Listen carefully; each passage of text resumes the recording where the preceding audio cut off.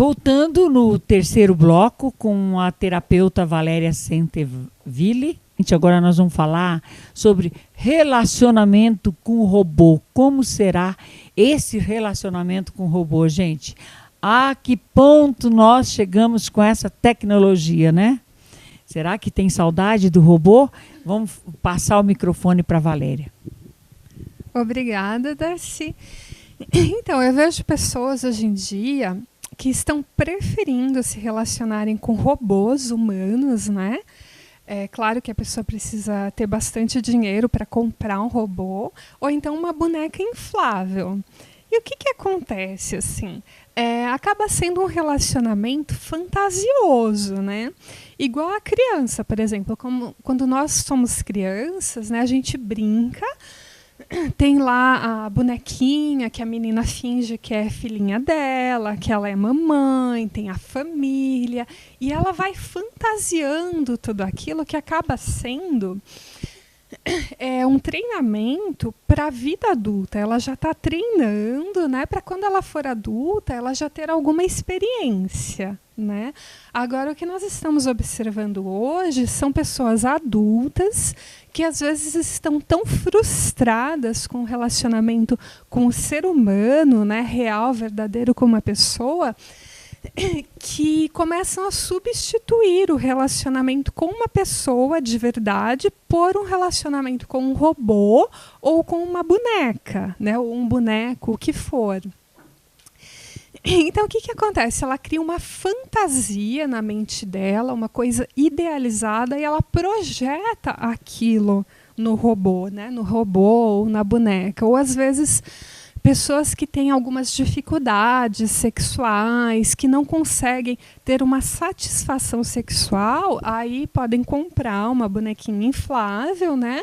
E fantasiar ali, ter suas relações sexuais com essa boneca, né? É válido, acaba assim preenchendo um buraco que existe naquela alma. Agora, assim, do ponto de vista espiritual, não é bem o ideal, né? O ser humano, ele não foi criado assim para se relacionar afetivamente com robôs ou bonecos, né?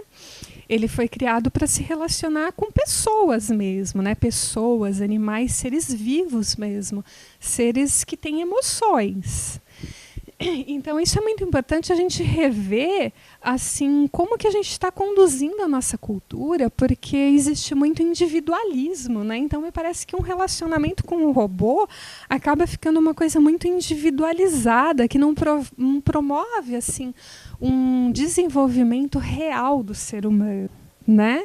Então, é muito importante a gente rever os nossos relacionamentos e buscar a alma gêmea de verdade. Um relacionamento com um robô ou com uma boneca inflável, ele pode ser um treinamento para que a pessoa, no futuro, busque o relacionamento com a alma gêmea dela, mas não substituir os relacionamentos humanos. Senão, daqui a pouco, vai ficar cada um na sua casinha, né, com os relacionamentos só pela internet, pelas redes sociais, e vai olhar para o lado e, em vez de ter um ser humano ali com você, vai ter um robô com você. Aí, estou até imaginando aqui, de repente, as pessoas podem não querer ter mais filho, porque vai dar muito trabalho. Aí adota um bonequinho, né, um bebezinho de boneco, e substitui. Aí vão ter que voltar na próxima encarnação para aprenderem a se relacionar com o ser humano e com as imperfeições do ser humano, porque o ser humano, ele é imperfeito, mas a gente precisa aprender a se relacionar com os nossos irmãos imperfeitos para aprender exatamente a tolerância. Porque se a gente cria uma coisa fantasiosa, né, uma boneca, por exemplo, um robô, e projeta tudo de perfeito que a gente quer, né, como é que a gente vai se relacionar com o ser humano? Vai ter que voltar na próxima encarnação para ter aquele aprendizado que a gente não teve nessa encarnação. Então, na minha opinião, é válido assim, o relacionamento com os robôs nesse sentido afetivo. Ele é válido como uma forma de treinar, de se olhar no espelho, de olhar o que você está projetando no robô ou na boneca. Mas assim, para que no futuro tenha um relacionamento com uma alma que vai te questionar, que vai falar coisas que você não quer ouvir, que você vai ter que desenvolver a paciência, a tolerância, os acordos de paz. Você tocou aí, falando de tipo de relacionamento, de liberdade.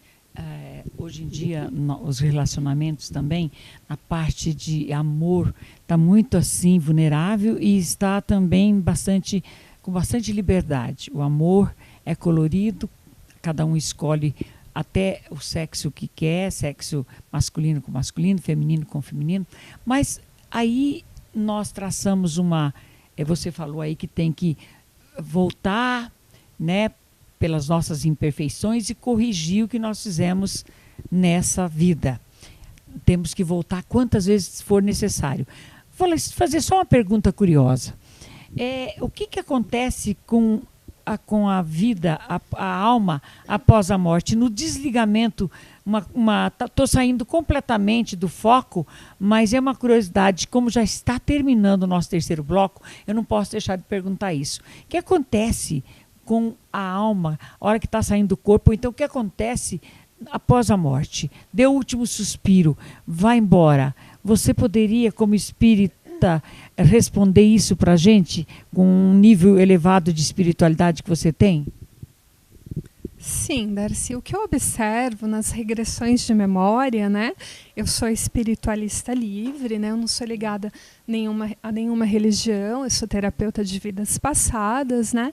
E ao longo das regressões que eu fiz ao longo desses anos, o que eu observo é que existem várias possibilidades que podem acontecer com o espírito após a morte, né? Então, quando a gente desencarna, quando o médico atesta lá, morreu, né? Essa pessoa morreu. Fisicamente ela morreu. O que acontece? O espírito ele foi desligado do corpo físico, né? Então ele já está fora do corpo físico. Aí, por exemplo, vamos supor uma pessoa que é muito apegada à matéria, apegada à casa dela, apegada a algumas pessoas queridas, assim, uma pessoa muito possessiva, muito ciumenta, né, que tem uma ligação material muito forte com as coisas aqui da Terra.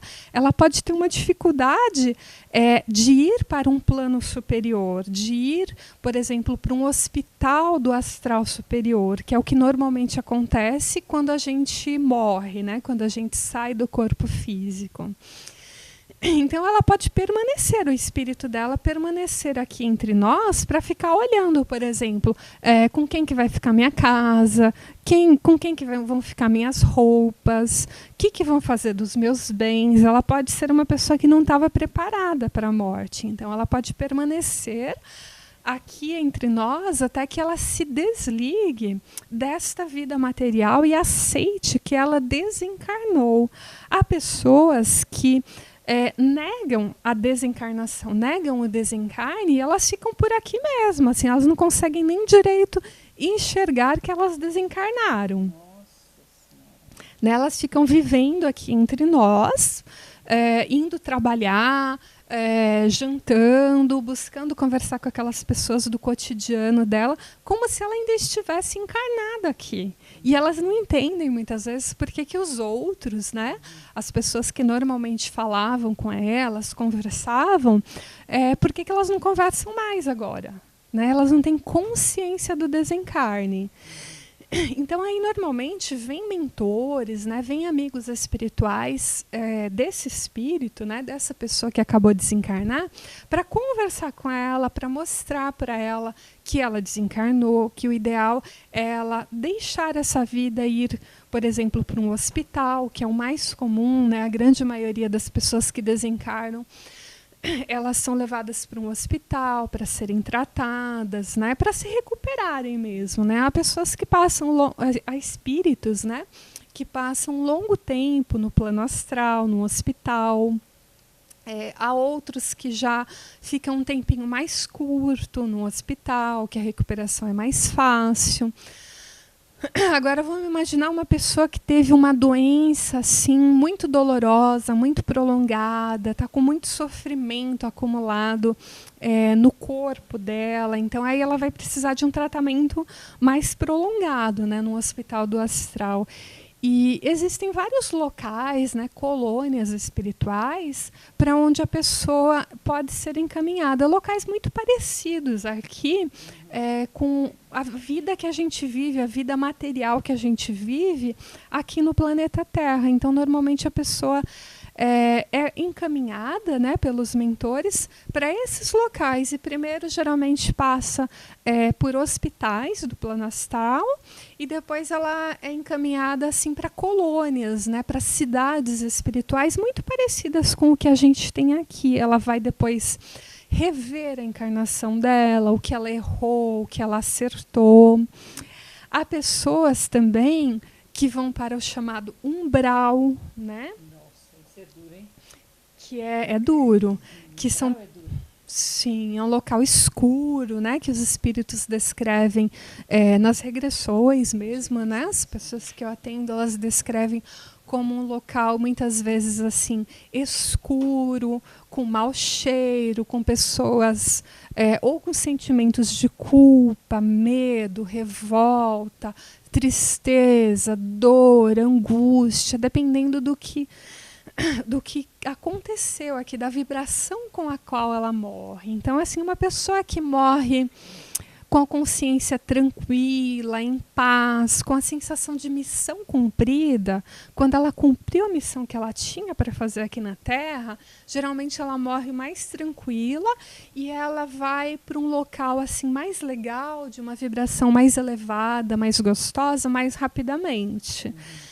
As pessoas, por exemplo, uma pessoa que matou um monte de gente, que roubou um monte de gente, um político corrupto, por exemplo, ou uma pessoa que fez muita maldade, ela costuma passar assim por locais muito escuros, sombrios, né?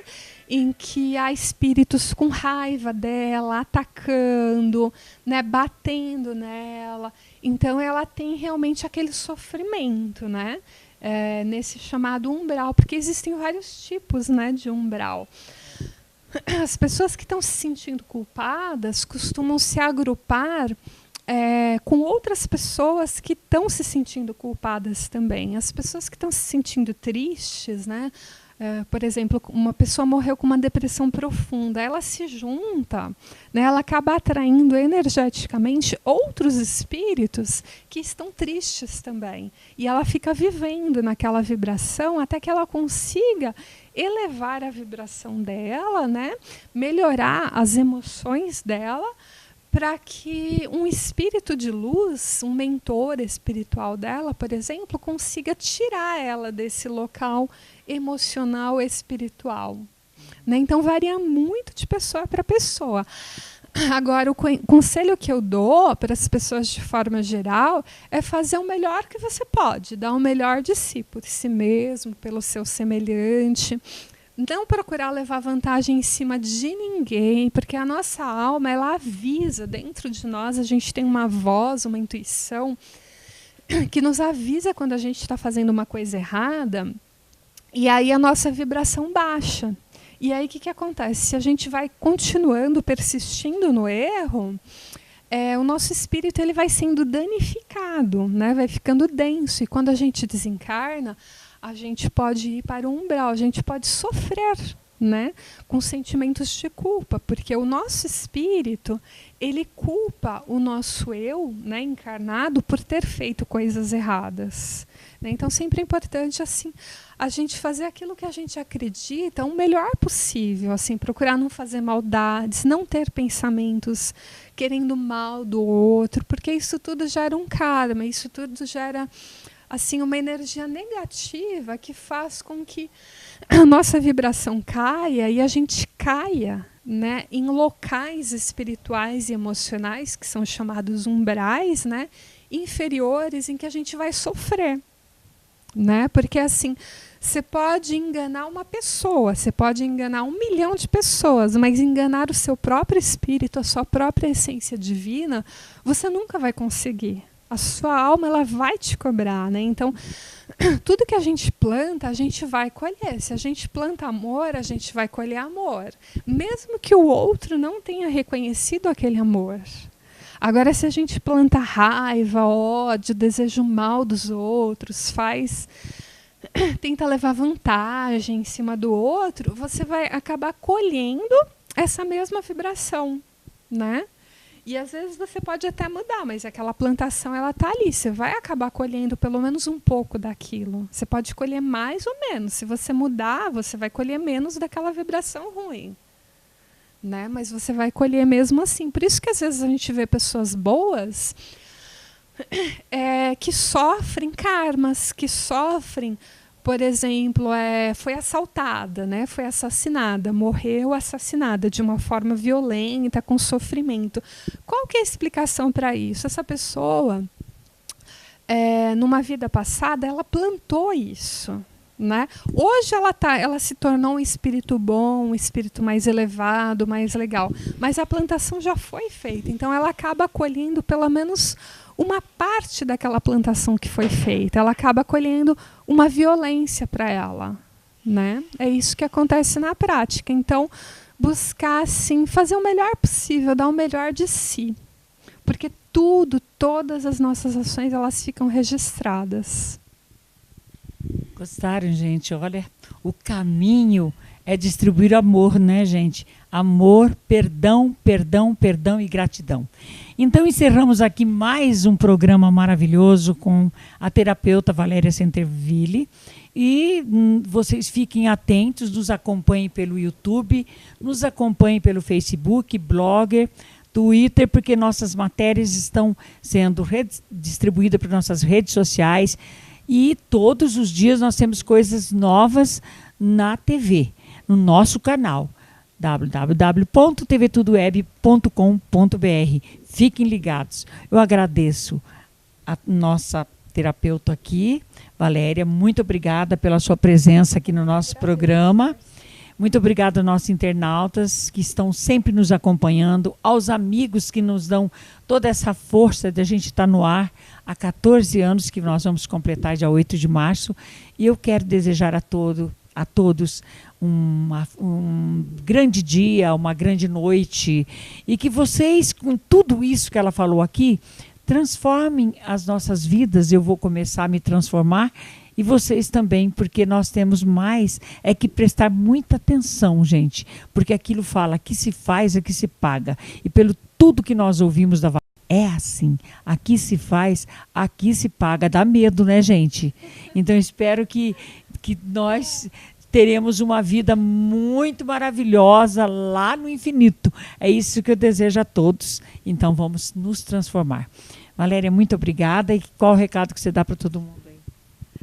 O recado é assim: viver na paz, viver no amor, perdoar sempre. Isso não significa que você vai deixar alguém te fazer de bobo, né? Mas assim, buscar o perdão mesmo, buscar plantar aquilo que você deseja receber. Se você deseja ser bem tratado, trate bem. Se você deseja receber amor, dê o seu amor também. E a solidariedade, né? A gente ajudar um ao outro, porque assim a nossa evolução ela fica muito mais leve, muito mais fácil para todos nós. Muito obrigada, Darcy. Telefone de contato também. Vou deixar o meu site, www.povodoriente.net, www.terapiadevidaspassadas.com, WhatsApp 011-98444-9975. Muito obrigada a todos vocês. Um beijo grande nos seus corações, muita paz, muito amor e muita luz. Namastê. Obrigada, Darcy. Obrigada a você, querida. Muito obrigada.